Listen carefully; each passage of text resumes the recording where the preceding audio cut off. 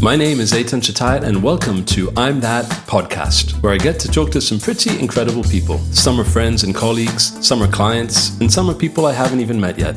On I'm That, we'll hear from them about who they are, what they do and why, stuff they love or hate, mistakes they've made, victories they've had. They're all known for something, but by the time we're through, the hope is they'll have revealed some things we didn't know about them. Our talk may be deep, profound, funny, who knows really. One thing for sure, it'll be interesting and honest. So if you're up for that, thank you for joining me on I'm That, and here we go.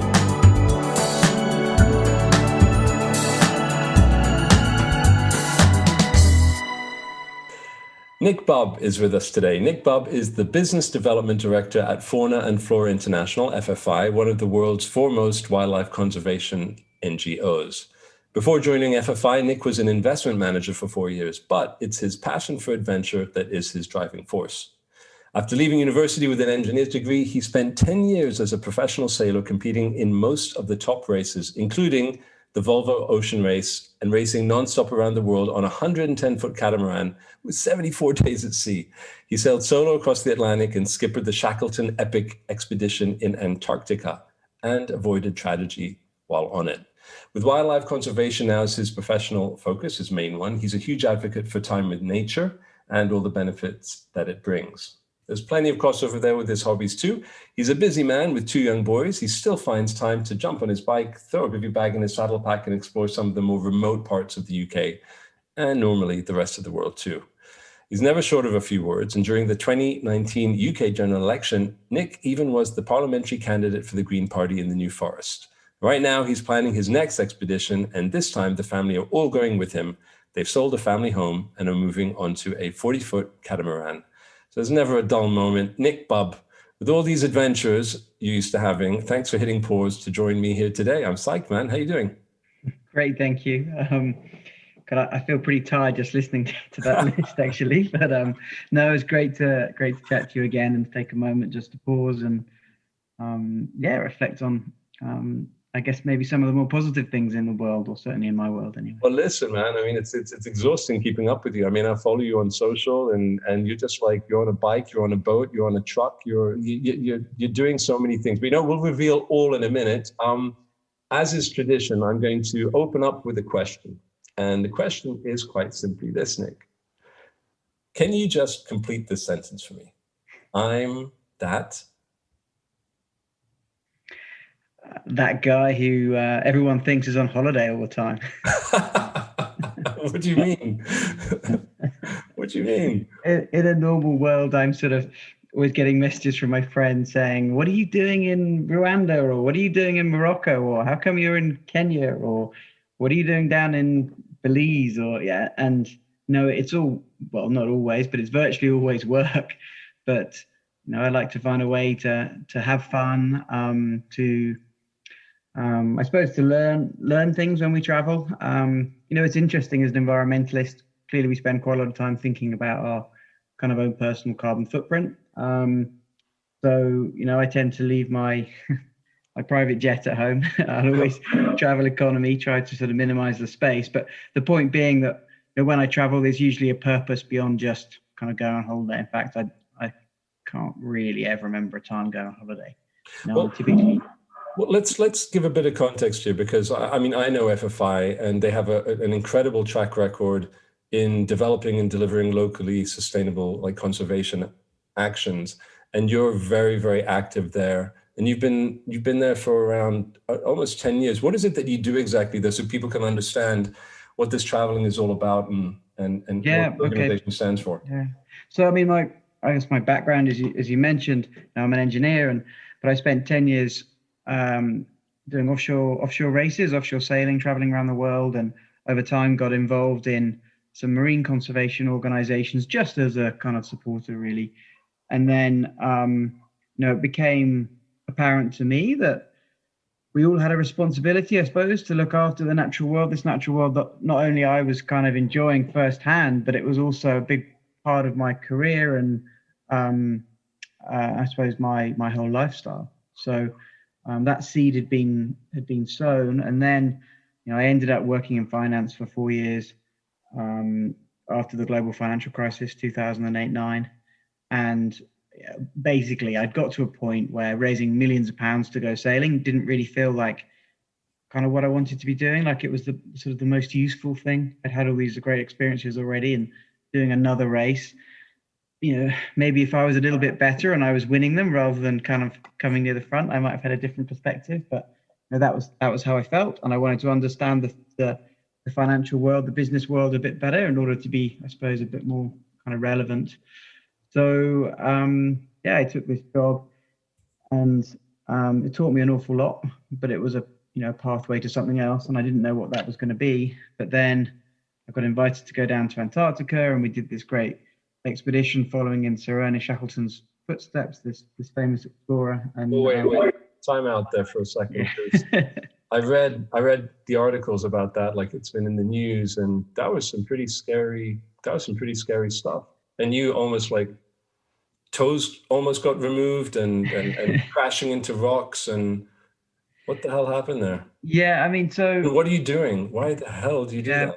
So Sir Ernest Shackleton was this sort of famous explorer from the polar age, and he was on his ship, the Endurance. And I've told this story literally hundreds of times to probably thousands of people, but every now and again I have to sort of remember exactly who was doing what when. No one here, I guarantee you, no one here has heard it yet. So go for it. So if I get it wrong, it doesn't matter. But basically, they were on the Endurance, and they were trying to get down.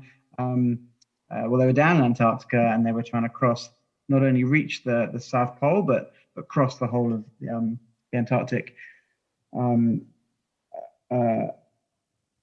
And what happened is the Endurance got stuck in the ice, and so Shackleton and his crew of 23 had to abandon the boat, very unusually, into their life rafts, but they were still on the ice. So then they would drag the boats across the ice. And a very long story short, because I think the whole mission was something like 436 days. Very long story short, they ended up rowing these little 23-foot wooden rowing boats to Elephant Island, which is a very remote island, just on the edge of the ice shelf. And then this was the start of World War I. There was no chance of rescue.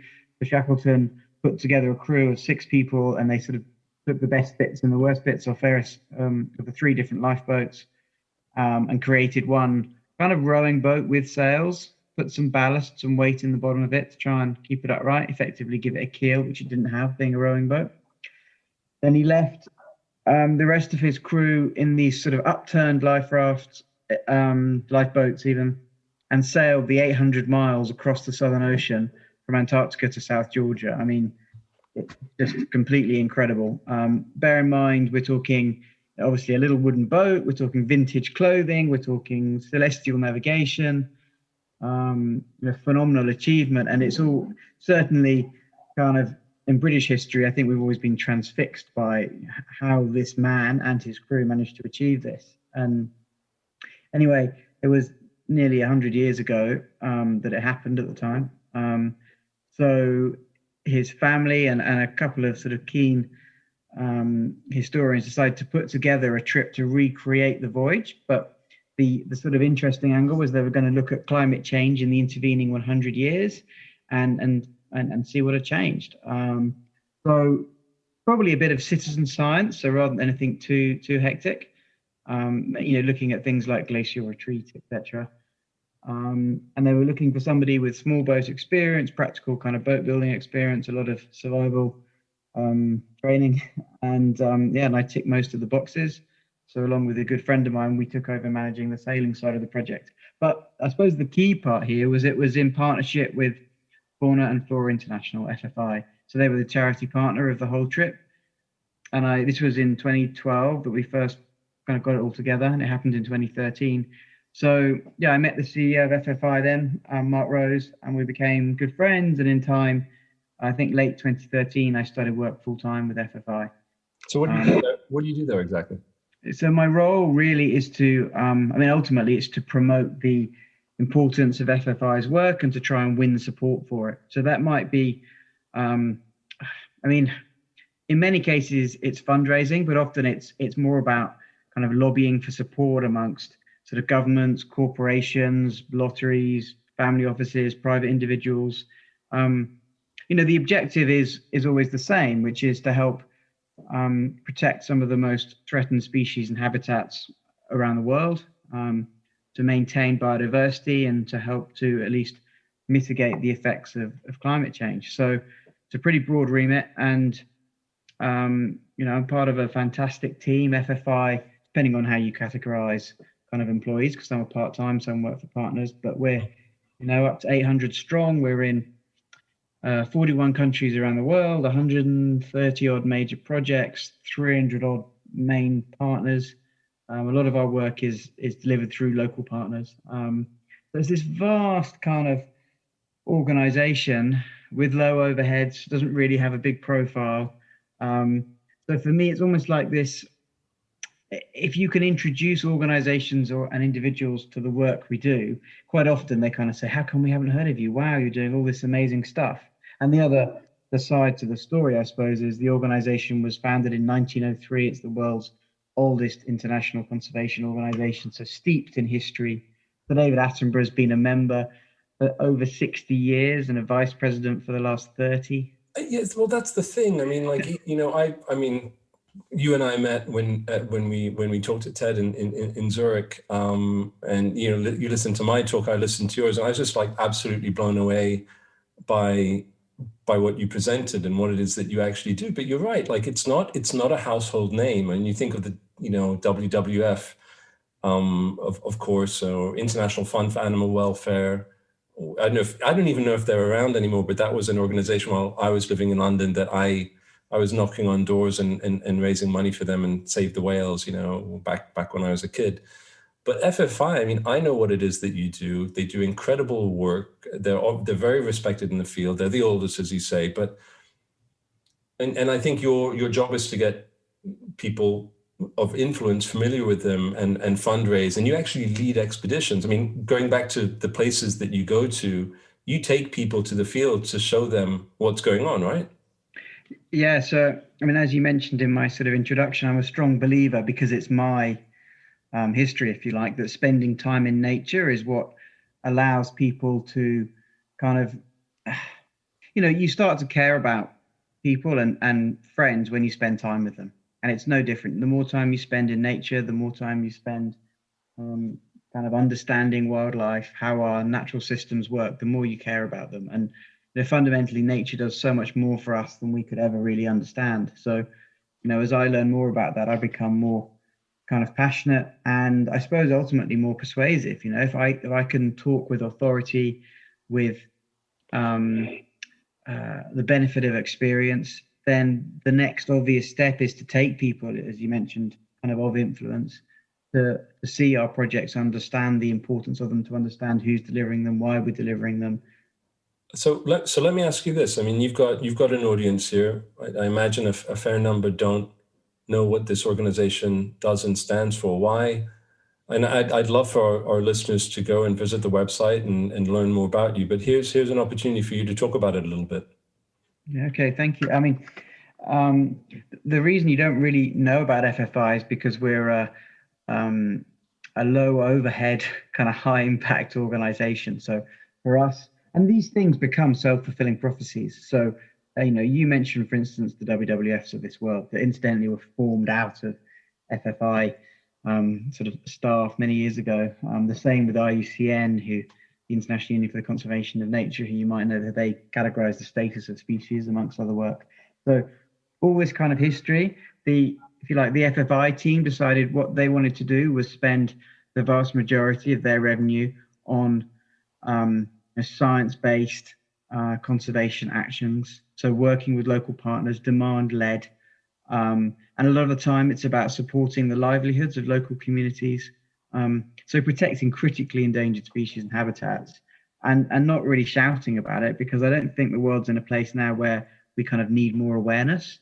We need more action. And, we do some lobbying work with governments, as I mentioned, but, governments change, people's interests change, new priorities appear, things like COVID suddenly kind of change the balance of what's important, what has people's focus and attention. So for us, the best thing we think, we can keep doing is delivering these measurable actions on the ground. So that's what FFI is really known for. biodiversity protected by those that live closest to it, really. So when I say biodiversity, I basically mean nature. I mean, I can give some great examples of, I always love the story of the people who think that kind of certain species are a kind of a nice to have, but not an essential. So mountain gorillas in Rwanda are just this incredible kind of flagship and example for what it's all about. Because mountain gorillas, without them, Rwanda would not be the country that it is today. For example, so in the Virunga forest where we find the mountain gorillas, which is sort of DRC, Uganda, Rwanda. What you've got there is these mountain gorillas that in the late 70s, early 80s, there were 200 odd there. Now there's over 1,000. But the habitat that they need, so in the Virungas, you protect the forest. And basically by protecting the forest, you protect the watershed. You protect the watershed, then you can still have these fertile farming lands further down the slopes in these Volcanoes National Park. So you've got the gorillas, you've got the forest, you've got the water, you've got the farmland. You then, on the outskirts of the park, you've got kind of this whole sort of tourist industry where people travel from all over the world to visit the mountain gorillas. The government has been able to charge a premium and manage these gorilla visits, gorilla trekking really well. So they sort of rotate the families of gorillas that you go to meet. You can't get within a certain distance. Each family will only have a certain number of visitors per week. Some of the gorillas, if they show any signs of not kind of coping with people trekking around them, then they will be removed from the areas of the forest that people are allowed to trek in. And ultimately, the bottom line is that gorilla tourism is the single largest contributor to Rwanda's GDP, well ahead of the traditional tea and coffee. So it's not just about, hey, cool, we've done 40 years of work there and now there's another 800 gorillas. It's so much bigger than that. What we're seeing now is this whole kind of advent, and this is kind of your world, but the power of communications. So it's not about, for FFI, it's not about profile or visibility. It's always about impact, and I keep using this word. And we produce this annual report each year, and it pretty clearly lays out. We spent X number of dollars on this particular species or habitat or geography, and this has been the outcome. And sometimes it's underwhelming, sometimes it's completely mind blowing. But that impact and moving it to a kind of, I guess, a communications conversation. I could sit here and talk to you now about mountain gorillas, or I could talk to you about the GDP of Rwanda. It's two kind of different but totally joined conversations. Or, I could talk to you about Sumatran tigers. There's only about 300 or 400 left in the world at the moment. And so that's kind of a tipping point, really, because clearly, for a viable species, you do need a certain number. And so you and I could be tiger enthusiasts. So that's what we talk about. But at the same time, tigers need vast habitat to live in. So, if you make a commitment to protect and to hopefully grow that kind of critically endangered subspecies, what you're doing is actually protecting vast swathes of forest, of peatland, and these are incredible carbon stories. So, all of the carbon, or not all of the carbon, but carbon can be sequestered into the soil and into the forest, into these peatlands. So, if you make that commitment to protect Sumatran tigers, what you're actually doing is also there's a big climate change element too. So it just depends how you want to tell the story.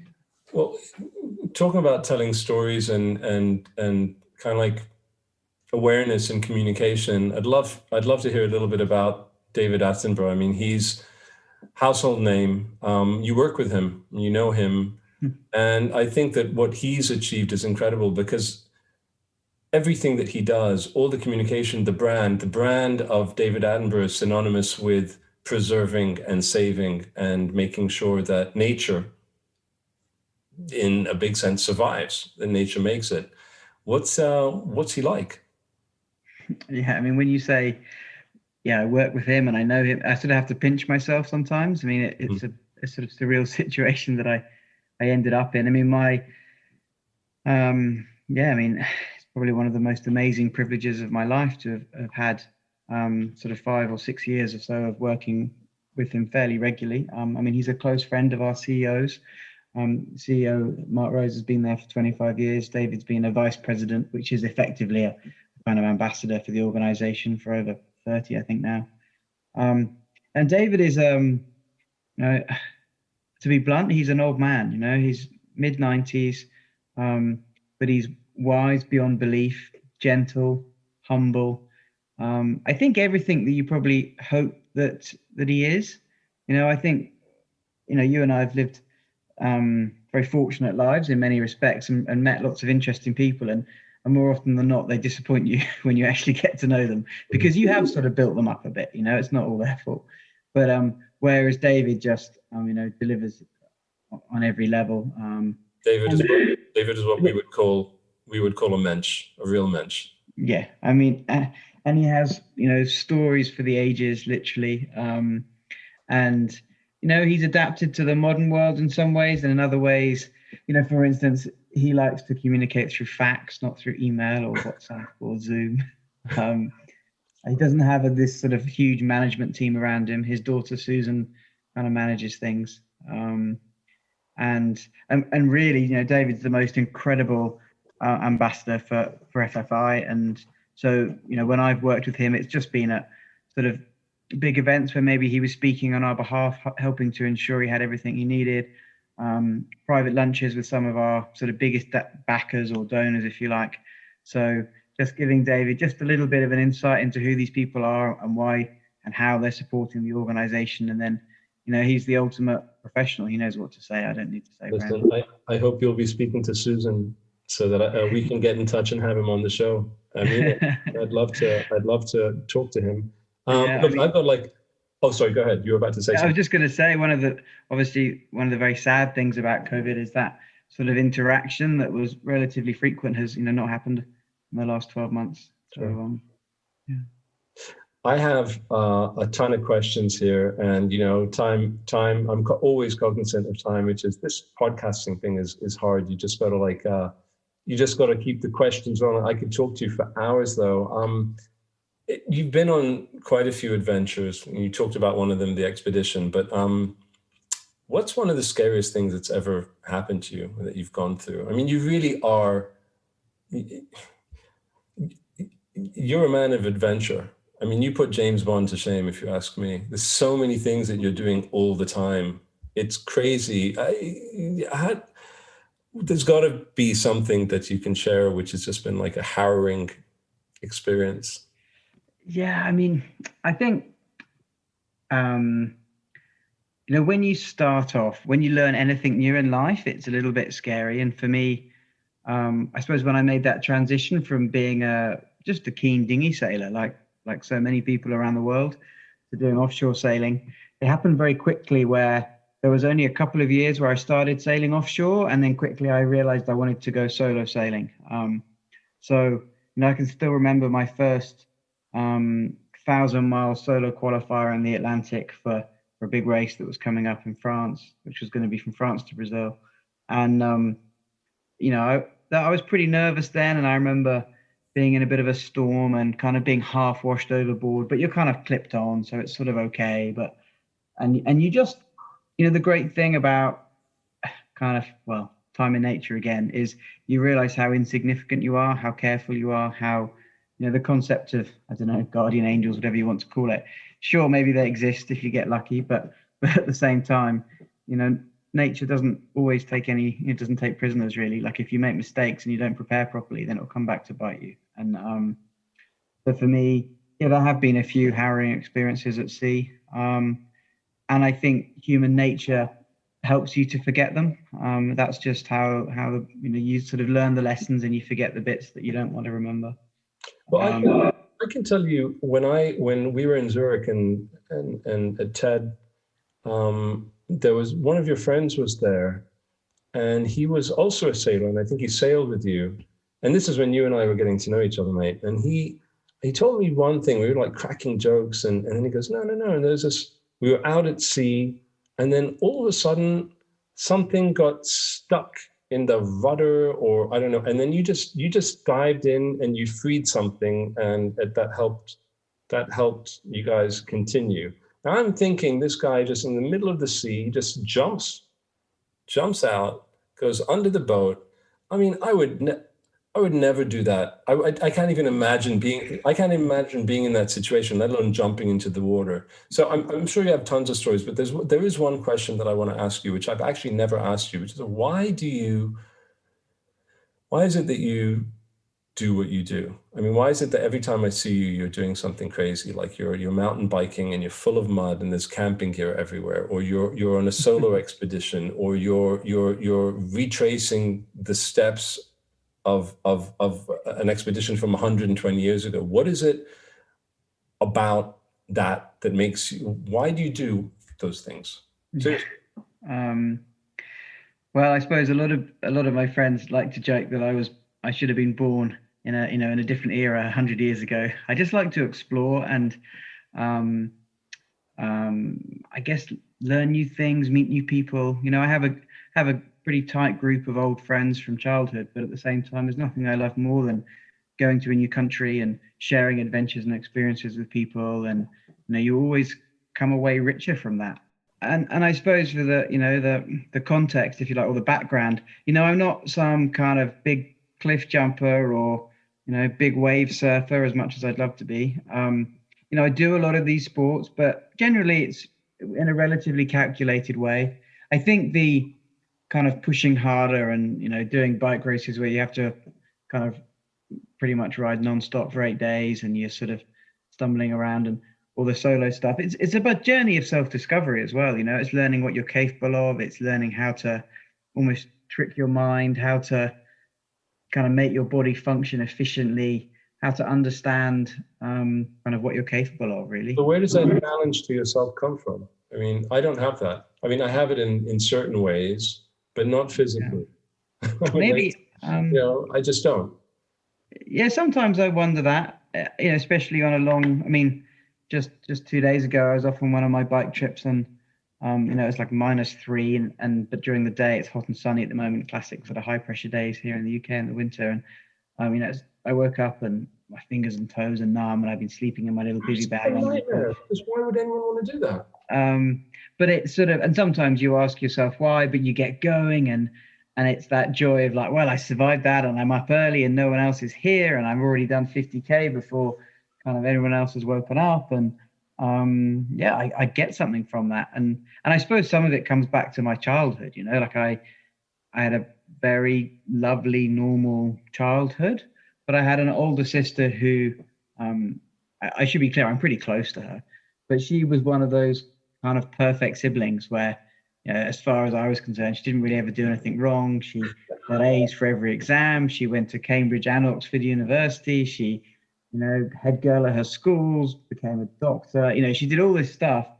And so for me, there was no way I could ever exceed that kind of coming second. So I suppose almost subconsciously, probably, I took a slightly different path. And then I've continued to take that path, and it's continued to offer me rewards and adventures and experiences beyond belief. I mean, with FFI,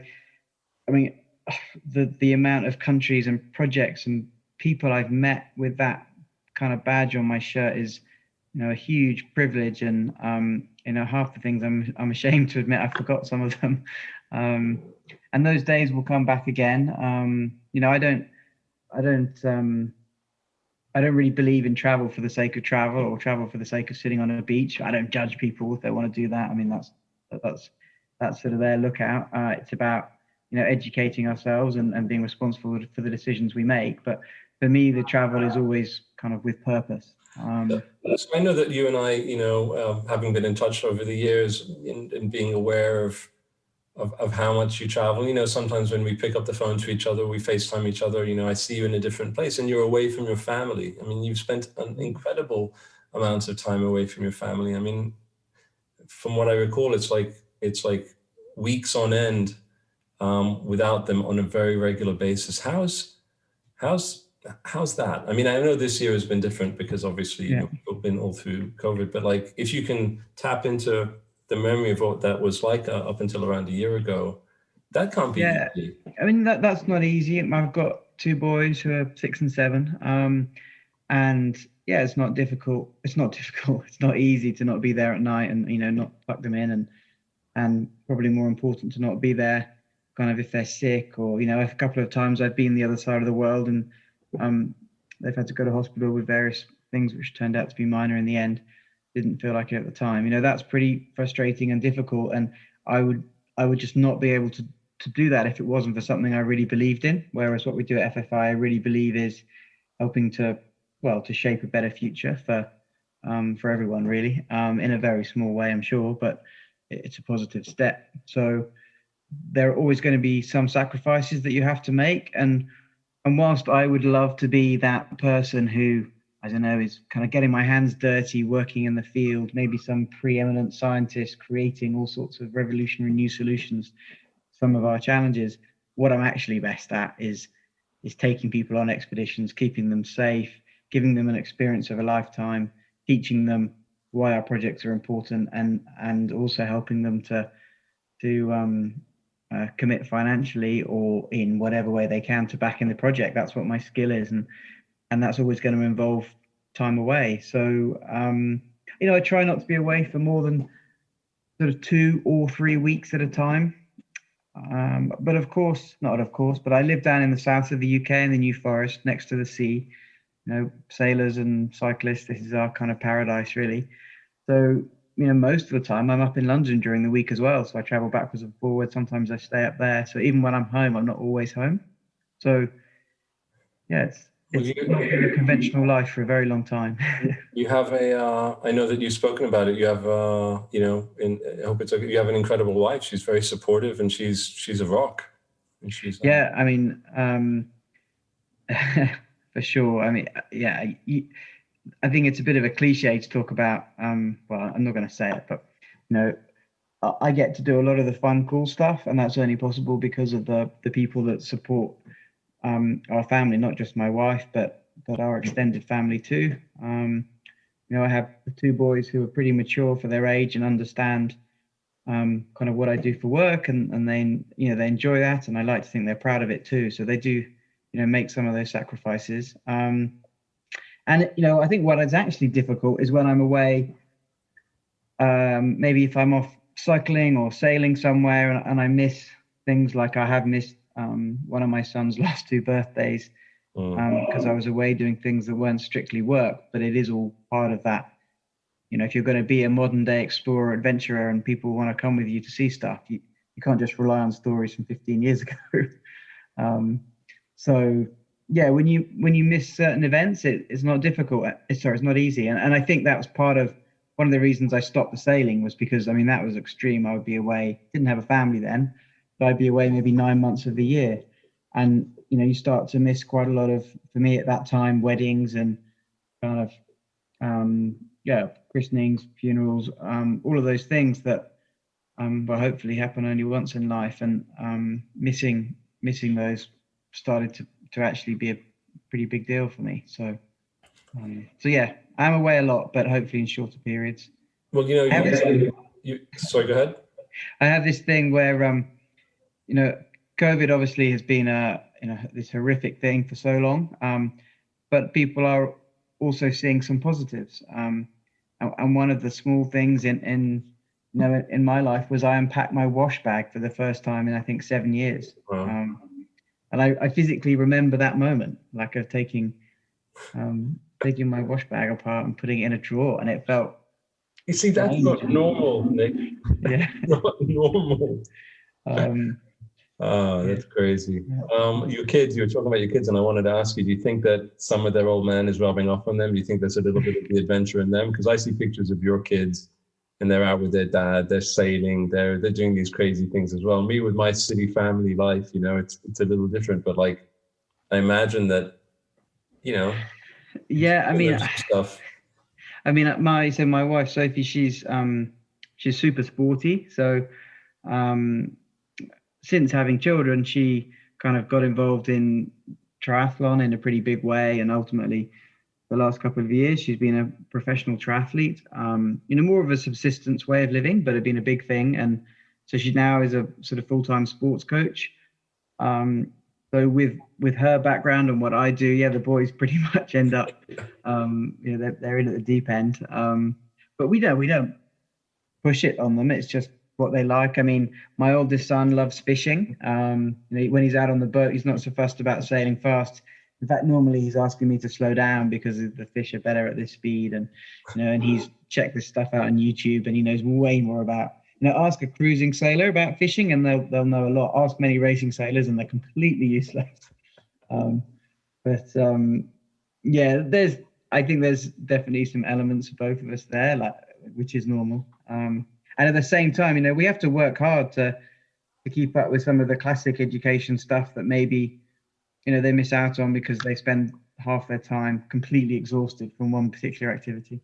Well, that's a great segue for the next bit, which is a bit of breaking news, I guess, for people who know you, which you kind of touched on at the beginning. But like the question that I have written out here is typically asking, like, so what's coming next? What's coming up next for you?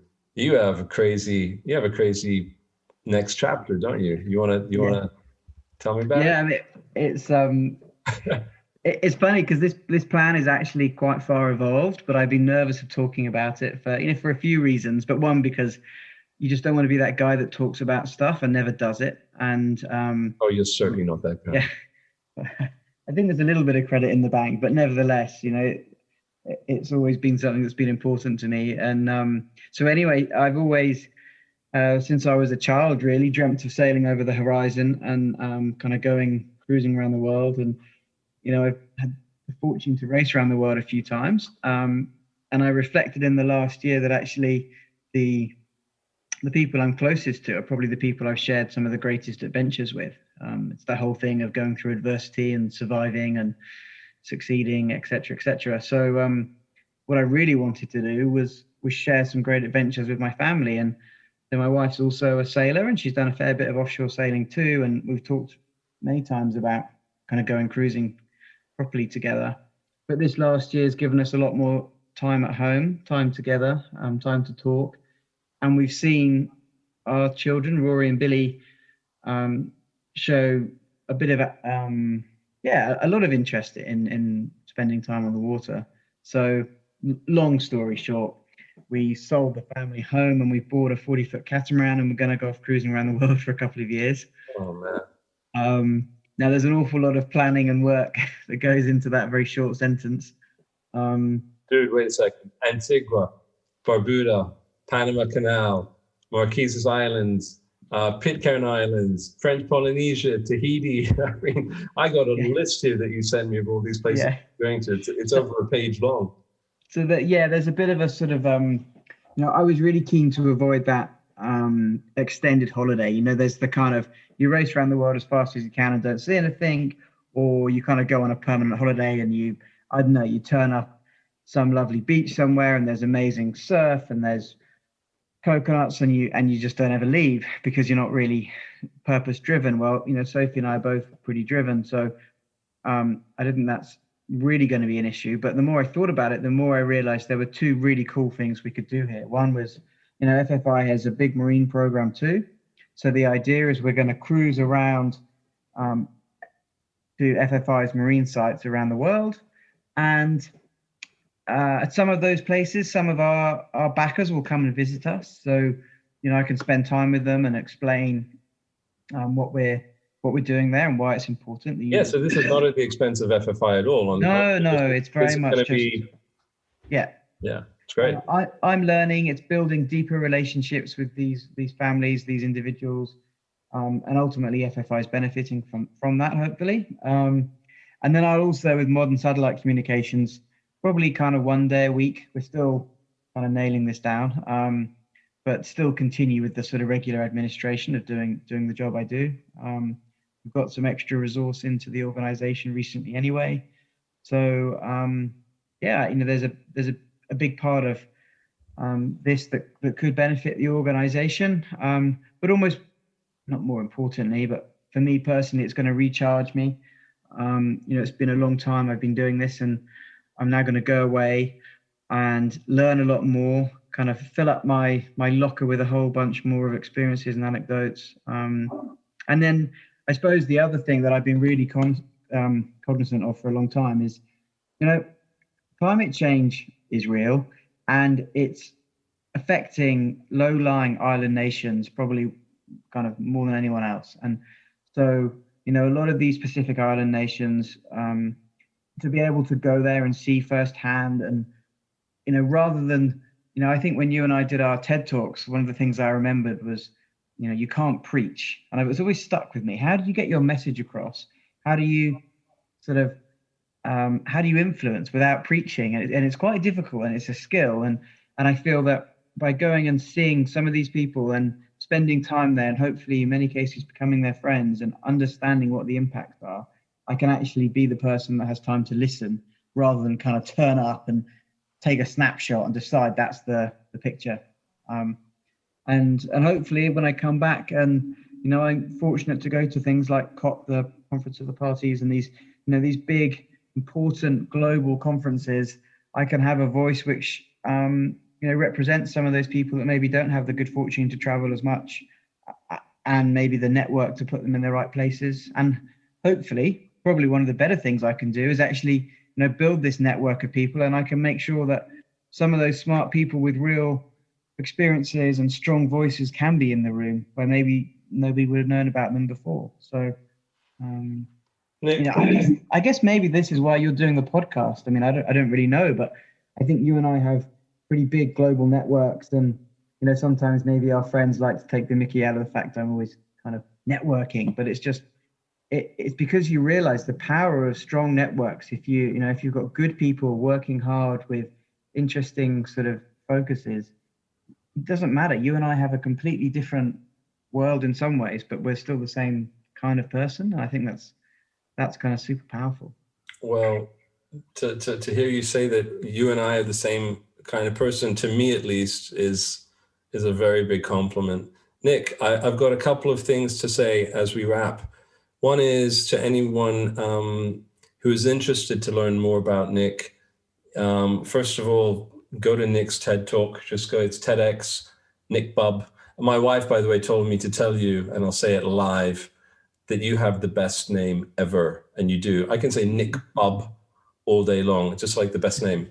So to definitely check out what Nick's doing. Check out FFI, just fantastic work, and just keep inspiring. I mean, Nick, you on a personal level, I follow you because everything that you do is inspirational, and I can't wait till the time that we get to meet again, and I might even just like pop over and visit you wherever you are when things lift soon. So thank you so much for joining me. I just had a great time. Thanks for having me. Thank you. Take care. Bye-bye. Well, that's it. Thanks for listening to I'm That Podcast. Go ahead and subscribe to the show on iTunes, and if you'd like, leave a rating and review. Tune in for the next episode, and see you soon.